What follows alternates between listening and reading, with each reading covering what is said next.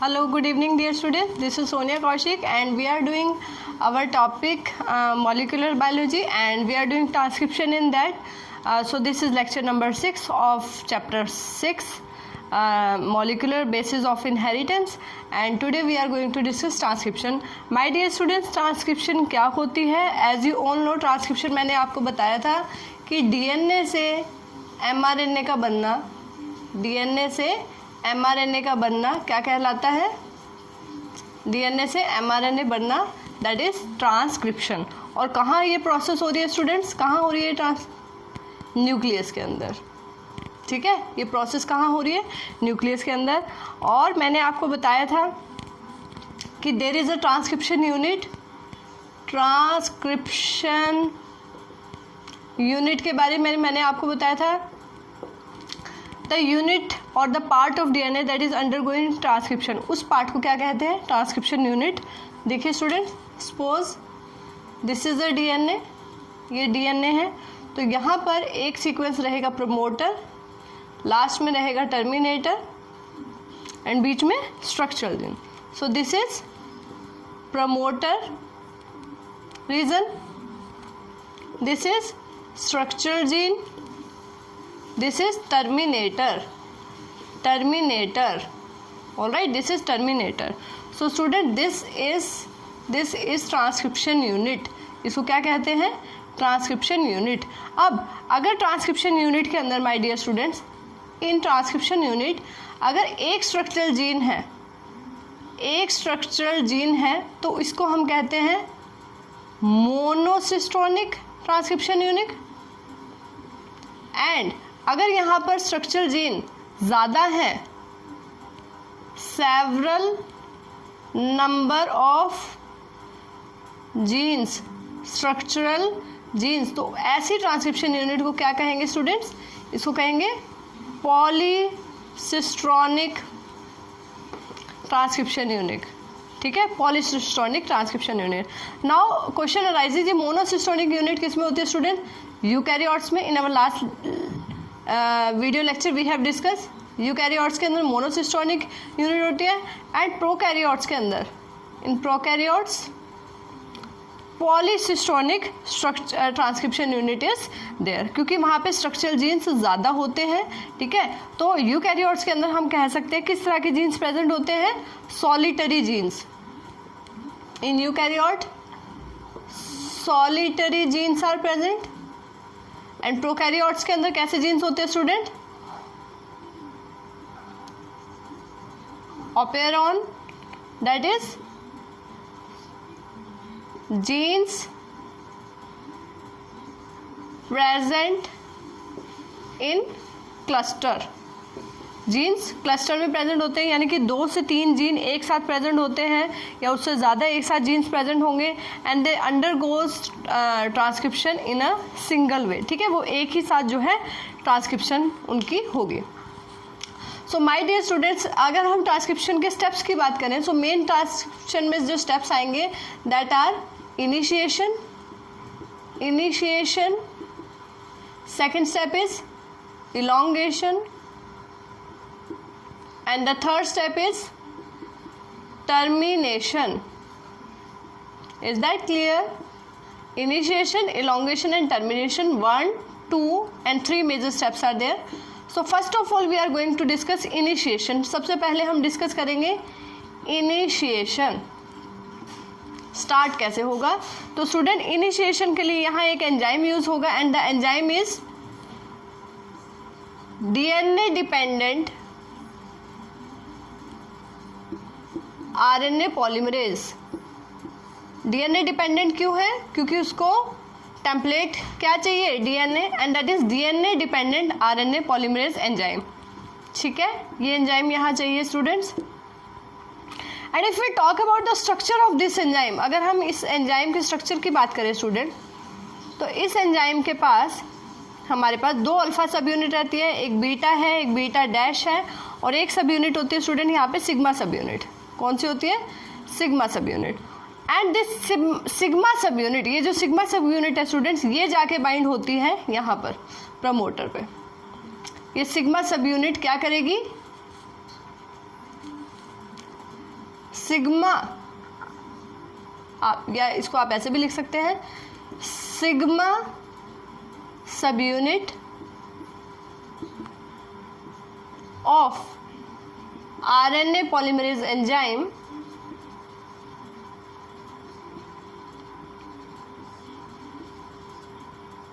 Recognise, पहचान जाएगी, recognise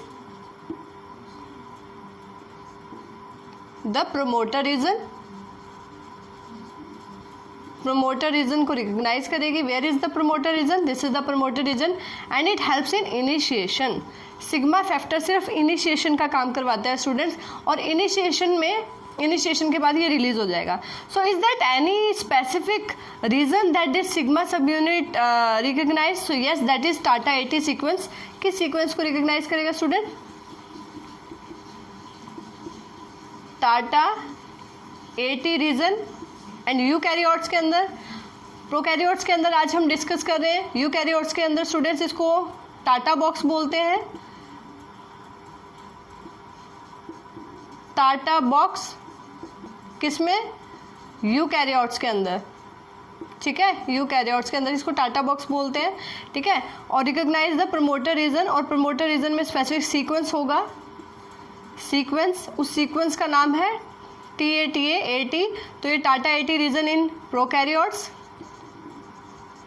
और यूकैरियोट्स के अंदर ये TATA इस तरह का रीजन रहेगा। That's region is called TATA box and that is recognised by this promoter sigma subunit. तो सिग्मा सब यूनिट क्या होगा students? After initiation of process, जैसे ही ट्रांसक्रिप्शन प्रोसेस स्टार्ट होगी, this sigma factor will release out. After initiation of process sigma factor will remove, और you कह सकते हैं release, ठीक है। इसका कोई काम नहीं रहेगा, सिग्मा फैक्टर यहाँ से रिलीज हो जाएगा। देन अगले स्टेप पे आते हैं। तो इनिशिएशन का काम किसने करवाया student? Initiation specifically sigma factor ने। ज़्यादा कॉमनली ये सिग्मा फैक्टर कौन सा होता है? सिग्मा 70, ठीक है। बहुत सारे सिग्मा फैक्टर है, sigma 64, 54 is there, different type of sigma factor is there, but sigma 70 is common, that is in case of prokaryotes you can say. Now coming to elongation, elongation की बात करते हैं student. तो यहाँ पर जैसे replication के केस में प्राइमर की ज़रूरत थी, there is no need of primer, यहाँ कोई प्राइमर रिक्वायर्ड नहीं है। और जैसा कि मैंने आपको बताया था कि आउट ऑफ 2 DNA स्ट्रैंड, ठीक है, 2 DNA स्ट्रैंड जो है यहाँ पर, for example this 2 DNA strand is there, और मैंने आपको बताया था ट्रांसक्रिप्शन के लिए ये बीच में से ओपन हो जाएगा, अनवाइंड हो जाएगा, and this is called transcription bubble. Alright, हमने डिटेल में लास्ट वीडियो लेक्चर में डिस्कस किया है, लेक्चर नंबर 5 में। अगर आपको ध्यान नहीं है तो आप दोबारा देख सकते हैं। तो ये बन गया transcription bubble, transcription bubble. Alright student, तो ये बेस पेयर रीजन बीच में से ओपन हो गया, ट्रांसक्रिप्शन बबल, एंड इसका साइज रहेगा, मैंने आपको बताया था 14 to 17 बेस पेयर, 14 to, कुछ बुक्स में 15 to 17 बेस पेयर लिखा है। तो ये रीजन यहाँ से ओपन हो गया स्टूडेंट्स, और यहाँ से जो है mRNA बनेगा, दिस इज mRNA। तो mRNA यहाँ बनेगा स्टूडेंट्स। तो this upper region will act as template region, template की तरह काम करेगा, and the sequence is 3' to 5', और नीचे का सीक्वेंस 5' to 3', ठीक है। तो ये टेम्पलेट DNA है, template DNA strand, and this strand is called coding strand. नीचे वाले स्ट्रैंड को क्या कहेंगे? Coding strand. ऑलराइट, तो ट्रांसक्रिप्शन स्टार्ट हो गई है with the help of sigma factor of RNA polymerase enzyme. तो ठीक है, सिग्मा फैक्टर यहाँ पर बाइंड हुआ, for example this is the transcription unit. तो यहाँ पर ट्रांसक्रिप्शन यूनिट है और यहाँ पर टर्मिनेटर है, टर्मिनेटर पे आके खत्म हो जाएगा। इलोंगेशन की अगर हम बात करें स्टूडेंट्स, तो there are some elongation factors, ठीक है, कुछ इलोंगेशन फैक्टर्स है। सेकंड स्टेप की बात करते हैं, इलोंगेशन, ठीक है, सेकंड स्टेप की बात करते हैं, elongation. So in elongation students, some elongation factors are there like EF1, EF2, ठीक है, ये किसके अंदर? हम EF3, ये यूकैरियोट्स के अंदर, इन यूकैरियोट्स, ठीक है। Otherwise initiation is done by RNA, elongation is done by RNA polymerase enzyme. This RNA polymerase enzyme it adds, ठीक है, RNA polymerase enzyme adds new DNTPs, ठीक है, नए क्या क्या ऐड होंगे स्टूडेंट, न्यू DNTP क्या होंगे, A, U, G and C। तो यहाँ पे T नहीं ऐड होगा, U ऐड होगा। सो इस तरीके से नए DNTPs ऐड होते जाएंगे। Magnesium ion is also required by this enzyme. And जब टर्मिनेटर सीक्वेंस आएगा, at that case termination will done. And this termination is of two type. Termination भी स्टूडेंट टू टाइप की होंगी। एक रो फैक्टर होता है, कौन सा फैक्टर होता है, रो फैक्टर। तो ये रो डिपेंडेंट भी हो सकती है, this is rho, RHO, rho dependent and rho independent, ठीक है। If rho factor is involve, if rho factor is involve, अगर रो फैक्टर इन्वॉल्व है तो उस तरह की टर्मिनेशन को क्या कहेंगे, rho dependent. If rho factor is not required for termination, that is called rho independent. So this structural gene, if it is one in case of eukaryotes, so it will form a one mRNA, and in case of polycystonic transcription region in prokaryotes, number of genes are responsible for a synthesis of single mRNA, ठीक है, उसमें भी single mRNA बनेगा। देखिए prokaryotes के case में students ऐसा रहेगा, एक प्रमोटर होगा, स्ट्रक्चरल जीन 1, 2 एंड 3 भी हो सकते हैं, या इससे ज़्यादा भी हो सकते हैं, 5 तक, and this is the terminator, ठीक है। तो इस तरह से एक ही mRNA वहाँ पे बनेगा। So this is the basic process, initiation, elongation and termination. Initiation में अगर हम यूकैरियोट्स की बात करें स्टूडेंट, तो कुछ इनिशिएशन फैक्टर्स की वहाँ ज़रूरत रहती है, IF1, IF2, ठीक है, एंड IF3। इस तरह के जो रिक्वायरमेंट रहती है वो किस में रहती है, इन यूकैरियोट्स। प्रोकैरियोट्स के अंदर कोई इस तरह की इनिशिएशन फैक्टर या इलॉन्गेशन फैक्टर की ज़रूरत नहीं है, कोई प्राइमर की आवश्यकता नहीं है यहाँ पे। If we relate this transcription with replication, अगर रेप्लिकेशन से इसको, ठीक है। तो ओवरऑल क्या प्रोसेस रही स्टूडेंट, देखिए यहाँ पर डबल स्ट्रैंडेड DNA था, उससे हमारे पास सिंगल स्ट्रैंडेड mRNA यहाँ पर आ गया है। Alright, so this is double stranded DNA and we got mRNA, the sequence is 5' to 3'। but my dear students, अब next process क्या है, ठीक है, DNA से mRNA बन गया, this is ट्रांसक्रिप्शन। अब नेक्स्ट प्रोसेस क्या होगा, मॉलिक्यूलर डोग्मा, सेंट्रल डोग्मा के अकॉर्डिंग नेक्स्ट होगा प्रोटीन सिंथेसिस, या हम उसको कह सकते हैं translation. But this mRNA is not mature, अभी ये RNA मैच्योर नहीं है to start translation, and so it will go some post transcription modification for, you can say, maturation and to be stable in the cytoplasm, because next process translation is going to be held in cytoplasm। अभी तक हमने replication पढ़ा, that is in nucleus, transcription की बात करें that is in nucleus, but this translation जो process रहेगी student protein synthesis की, इट विल अकर इन, ये कहाँ रहेगी, साइटोप्लाज्म में। तो साइटोप्लाज्म में mRNA को थोड़ा और स्टेबल होना पड़ेगा। अभी जो न्यूली फॉर्म्ड mRNA है, अभी यहाँ से जो हमारा mRNA बनेगा, this mRNA is not stable, ठीक है। अभी ये mRNA हमारे पास, this is 5' end this is 3' end, और एक हमारे पास सिंगल स्ट्रैंडेड mRNA आ गया, but this is not stable. So this RNA is called HNRNA। इस RNA को भी हम mRNA ना कह के क्या नाम देंगे, mRNA after maturation. After maturation इसको हम मैसेंजर RNA बोलेंगे। अभी newly formed RNA is called HNRNA, that is heteronuclear RNA। तो स्टूडेंट्स मैच्योर mRNA बनेगा, उसके बाद इट विल स्टार्ट ट्रांसलेशन या प्रोटीन सिंथेसिस होगी। So in our next lecture we are going to discuss post transcription modification की transcription के बाद क्या मॉडिफिकेशन होती है HNRNA के अंदर, so that it becomes mRNA, mature mRNA, and it is able to start the protein synthesis को वो स्टार्ट करेगा। ठीक है, तो हम बात करते हैं नेक्स्ट वीडियो लेक्चर में what is post transcription modification. I hope today's lecture is clear to you. Today we have discussed transcription.